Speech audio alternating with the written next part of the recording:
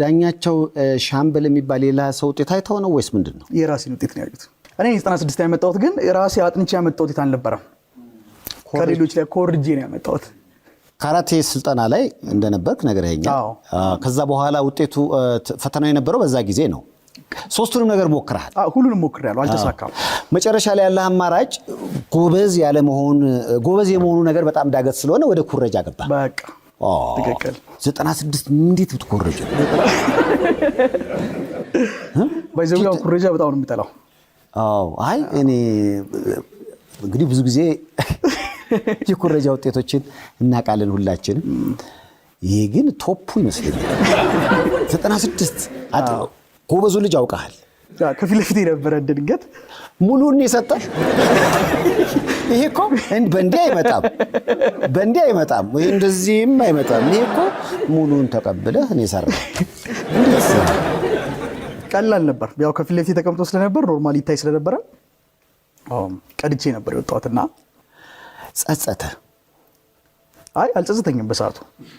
ቢኮዝ ልክ ያንን እንባና ያንን ደስታ ሳይ አንድ ነገር ነው ለኔ የሰጠኝ።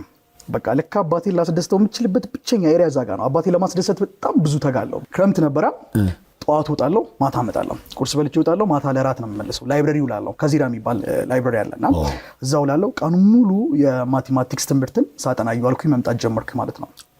ፋይናሊ 9ኛ ክፍል ትምህርት ተጀመረ። ገባን፣ መማር ጀመርን። ቴስት ስንፈተን ጥሩ ውጤት አመጣለሁ። ፋይናል ተፈተንን፣ አለቀ። ውጤት በሚሰጥበት ጊዜ በህይወት ዘመኔ ሆኖዋለሁ ብዬ አስቤ ማላቀው 3ኛ ወጣሁ። አስቤው አላቀም።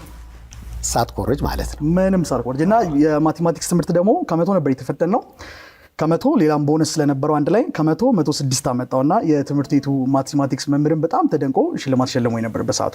ከዛ በኋላ ፍሎ ማድረግ ጀመረ። በቃ ለኔ ለትምህርት ያለኝ ፍቅር። እኔ የገባኝ ነገር ምን መሰለ፣ መጀመሪያ ላይ እስከ ኮረጅክበት ጊዜ ድረስ የምትማረው የሚመስልህ ለአባት ነበር ማለት። የብዙዎቻችን ችግር እሱ እኮ ነው። መማራችን ለራሳችን አይደለም።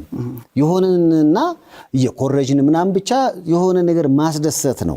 የሆነ የምትማርለት አላማ ከሌለ ታሳካዋለህ ብዬ አላስብም። አባቴን ማስደሰት ለካ እችላለሁ በዚህ አቅጣጫ ብዬ ተነሳው። ለኔም የህይወቴ ተርኒንግ ፖይንት ሆነ ማለት ነው። ዋው ደስ ይላል በጣም። እኔ ብዙ ጊዜ የሆኑ ተርኒንግ ፖይንቶች አሉ የሰውና አንዳንዴ ሐረር መድኃኒዓለም ነው የተማርነውና አንዴ በጣም ተኮራጅተን በቃ ሁላችንም አንድ አይነት ውጤት መጣ ማለት ነው። አስተማሪው እኔ አስታውሳለሁ ፖለቲካል ሳይንስ ነበረ እና ሙሉን ሰረዘው። ሰርጀዋለሁ። ካሁን በኋላ በሚቀጥለው ትሩ ኦር ፎልስ 20 ጥያቄ ነው የማመጣው ምን የለም። ስለዚህ ብቻዬን አይደለም የምፈትነው፣ 4 አስተማሪ ይዞ መጣ እና ኦልሞስት እንደዚህ ይዘው አይነት ነገር። ይሄ መሆኑን ስናቅ 4 ልጆች አሉ ፖለቲካል ሳይንስ ላይ በጣም ጎበዝ። ለነሱ ሚሽን ሰጠን። ትሩ ኦር ፎልስ 4ታችሁም ወይም ደግሞ ሌሎች ጥያቄ የገባችሁ ሰዎች ጋሼ ፎልስ ነው፣ ትሩ ቲቸር ነው። ስለዚህ በዚህ መሰረት ጥያቄውን አስደግሟልን።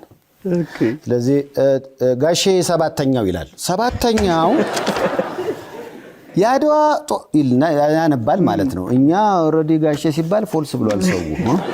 ቲቸር 4ኛው ይላል። 18 ጥያቄ እንደሰራ ነው አስታውሳለሁ።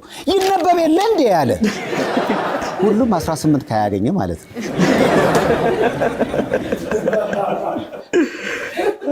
እንደገና 3ኛ ዙር ሃትሪክ